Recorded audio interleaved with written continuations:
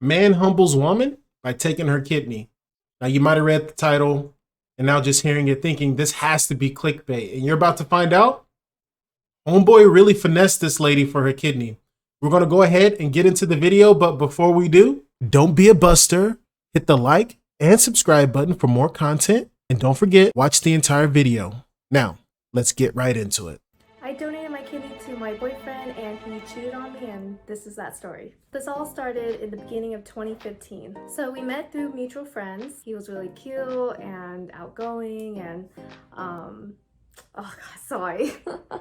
We would take turns making drives to see each other and hang out. And then early on, he told me he had chronic kidney disease and Crohn's disease. So he had to connect to a machine every night to filter out his kidneys. At that time, he was 27 and had it for 10 years. Just knowing that his kidney function was already below 5%, it made me have this urgency to help him. I didn't want to wait to, have his condition get worse, or he could have passed away too.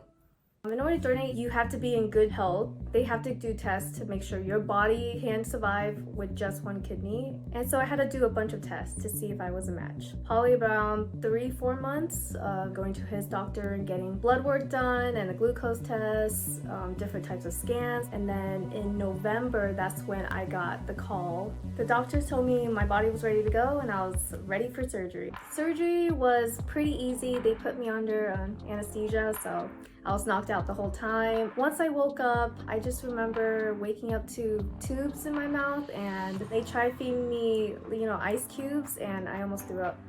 But other than that, I just went back to sleep, and it took me about 2 weeks to recover, to feel back to normal. So my doctor only recommended me to not drink a lot. I don't drink a lot anyway, so it wasn't really a big sacrifice to me, and to not do physical sports like boxing, and I was totally okay with that. I want you guys to tell me if this is the typical mindset, especially inside the dating game, but for people in general. You go out on a date, you meet someone, you really like them. Early on in the talking phase, you learn that they have a debilitating disease that quite literally affects them every night, bare minimum.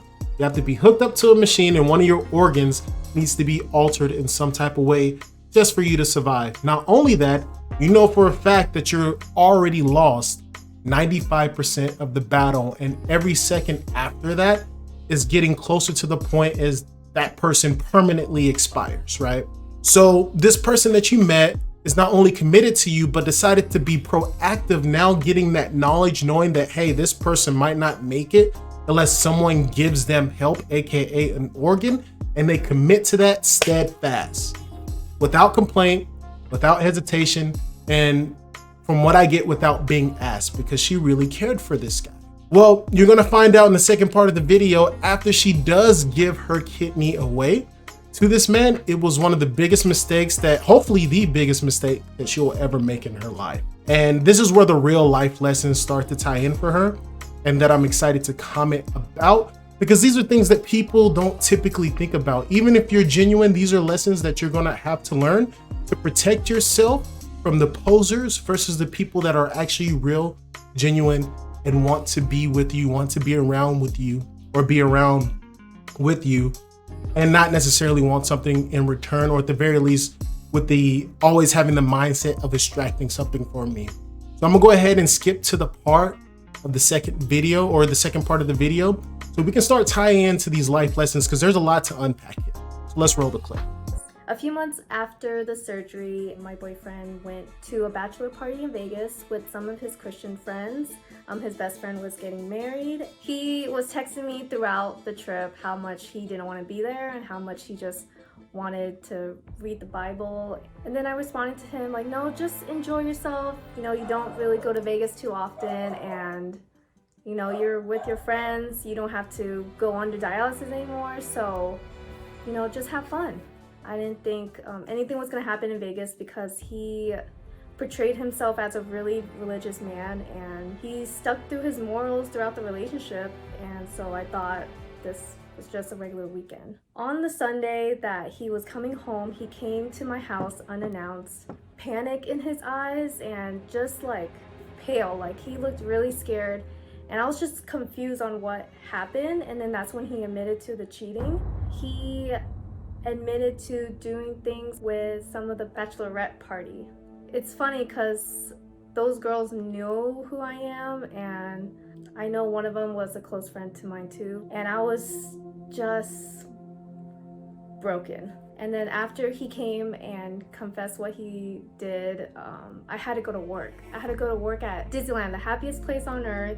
I was scheduled to work at the Churro Cart at Pixar Pier, and I really didn't want to cry in front of the guests.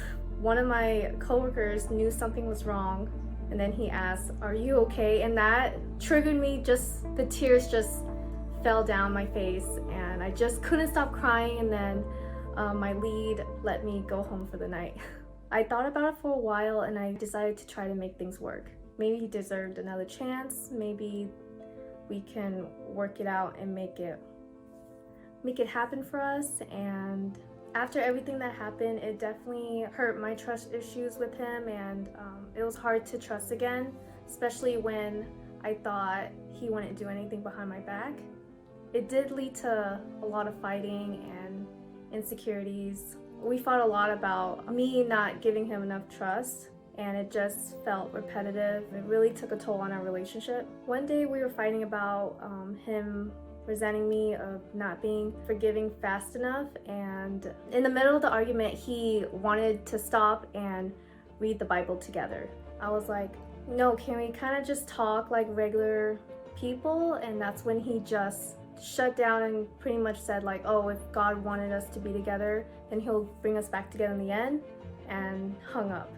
After he hung up on me, he blocked me on social media and just completely cut me out. I felt really hurt that he could just, throw me out of his life like that. I would work at Disneyland 5 days a week, and it was kind of hard to, keep that smile throughout my shift, but I decided to make peace with the situation and decided to stop trying to contact him. Even after. So there you go. Homeboy straight up ran off with her kidney, blocked her, and used God as an excuse of what just recently transpired. And what I really want to dive into about this is that you can hold a certain level of accountability on her by literally giving up her kidney way too quickly. And this is why I think our school system should make it mandatory that everyone in these 3 subjects has to study psychology, sociology, and anthropology, because at a fundamental level, human beings aren't nearly as interesting, unique, or different as we like to believe.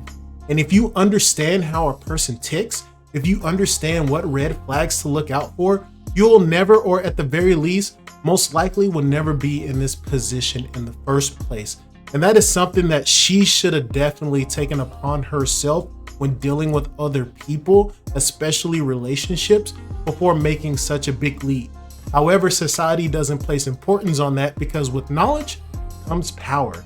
And the people that are sitting above all of us, the really wealthy, the really knowledgeable, the really powerful, don't want us to know these things. But in retrospect, for the average person, I don't particularly blame her for what happened. The issue is that she was just too trusting, and she wasn't able to vet this person properly and see the red flags that was in front of her.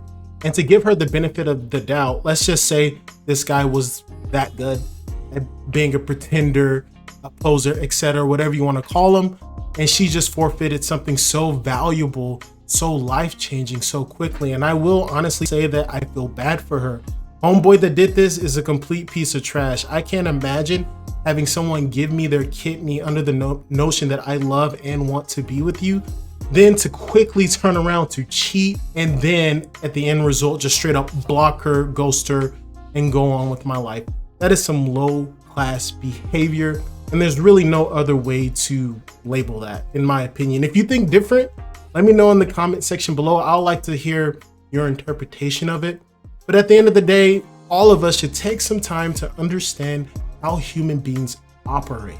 You can see red flags coming from a mile away if you understand fundamental behaviors, habits, and even just history. You can avoid these type of situations, and you definitely need to skate on the line of optimism and being a little bit pessimistic. But it's just really sad to see that, this is a good example that there are good women out there. I know a lot of times in the manosphere, red pill space, it's just nothing of just people trashing and trashing and trashing women. Well, these people do exist. The good women do exist. And these are the type of people that fellas out there listening to me should be looking for. That being said, these ladies get burned too. Who does it more, men or women? Well, it's a bit debatable. From the data that I read, women are a lot more likely and are finessing men at a higher rate, whether it's for organs or money. I've actually heard the opposite of this story of a female finessing a guy for one of his organs and eventually just divorced him. They were actually married. She divorced him, ran off with it. And I mean, what are you gonna do? I know if it was myself and some shit like that was pulled on me, I'm getting my kidney back one way or another. But in all seriousness, if there's anything that I want to teach you guys in this video today, take some time to educate yourself. We're all pretty much biological computers walking around that's been formed for certain personal experience at a younger age. And after the age of 4, everything else is just a software and hardware update. And if you know how other people and yourself tick, you can learn how to reprogram your brain to make better habits, to be aware, to be better aware in certain situations. And of course, something that will help you out in your romantic life and in business is properly vetting people to know that you have the right people inside your inner circle, because that's a powerful thing. Right people can lead you to ruin, or they can help guide and at least boost yourself up on whatever path that you're trying to go down. So unfortunate for this young lady, man did straight up take her kidney and run off. Crazy to me, crazy that she was so trusting in the beginning, but hopefully this is a great life lesson that she can take, go back, reflect, and not make the same mistake again. I didn't play the last part of the video of her explaining how happy she is in her current relationship, but hopefully she's looked out and vetted this new guy a little bit more thoroughly. Anyway, guys, I'm going to wrap up this video. Let me know what you think in the comment section below. I know today was a crazy story. And like always, don't forget, like, comment, and subscribe. And I'll catch you next time. Peace.